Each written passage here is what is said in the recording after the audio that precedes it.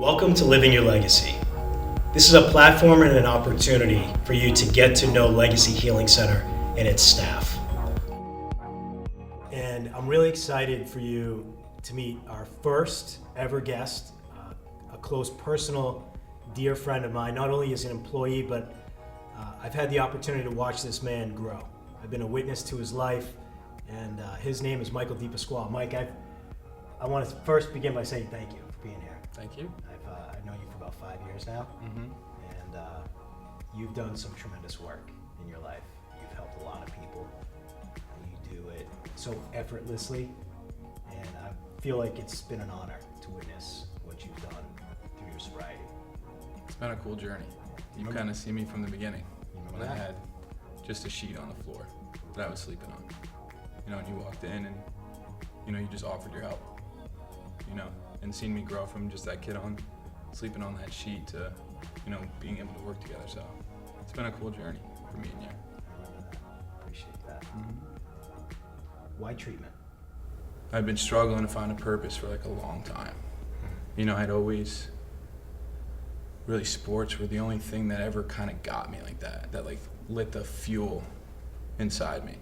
And then I found helping people. And I think that's where my journey in treatment started, was knowing like what a difference you can make in somebody's life.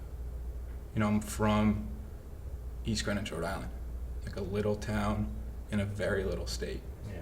You know, and it's kind of like everybody knows everybody. And I had like a really good upbringing. I had great parents, loving, supportive. They taught me morals, they taught me respect. And then as a high school kid, the way these pills kind of progressed, you know, I was a kid that had no job.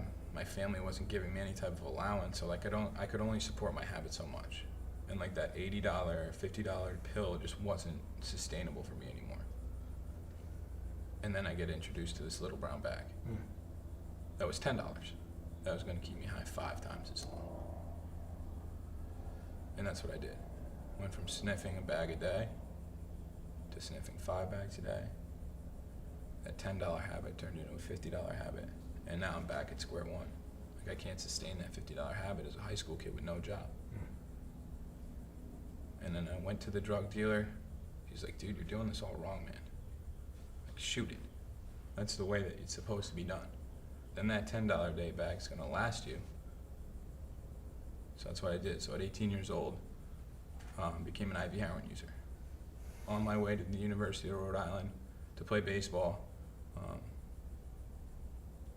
I was doing something that I just never thought was in my path, in my journey.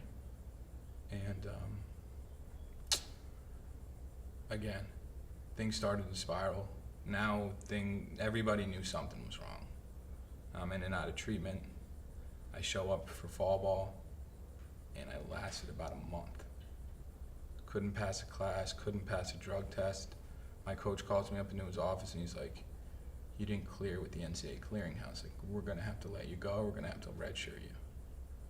And my focus was so far from baseball at that point. The thing that I had worked so hard to get to my whole life, the thing that lit my soul on fire, just didn't matter anymore. The only thing that mattered was that drug.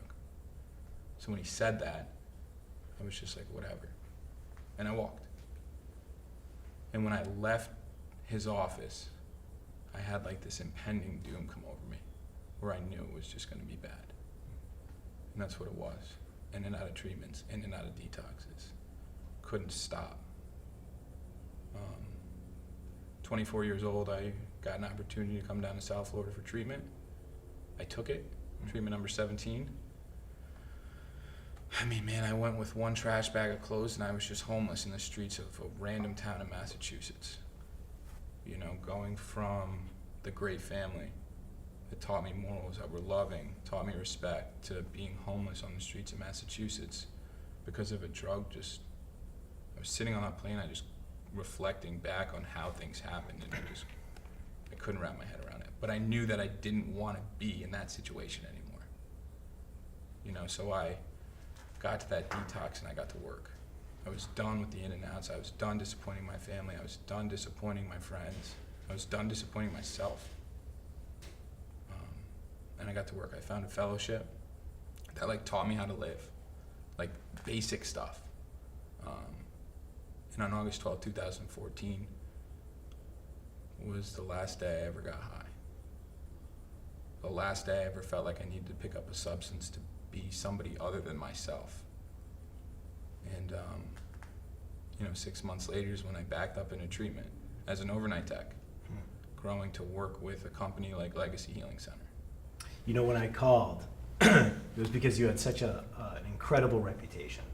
Like, I had known you, I had known about you. Being in the industry, I had heard about you. So grateful that you said yes. It was not easy to bring you on board. But I'm glad that you're here, because in a short period of time of you being at Legacy, you've made a significant impact not only on our culture, but you travel, you speak. Just tell us a little bit about that. Yeah, I think it's important to share the message. I think it's important to educate people. If we're not educating people on what this is and the stigma of this disease, I think we're in a losing battle.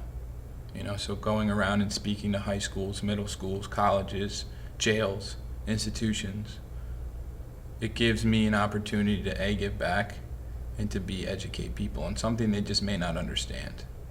Somebody who went from homeless to the streets of Massachusetts with every opportunity in the world still seem to squander it because of drugs and alcohol, to find sobriety and just kind of walk people through that journey.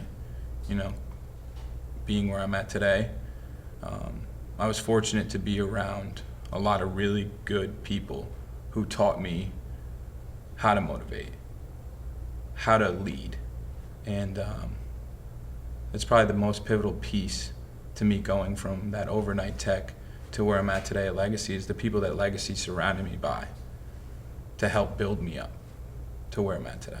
We talk about this epidemic, and we talk about it being like this mighty river that's just decimating towns and cities.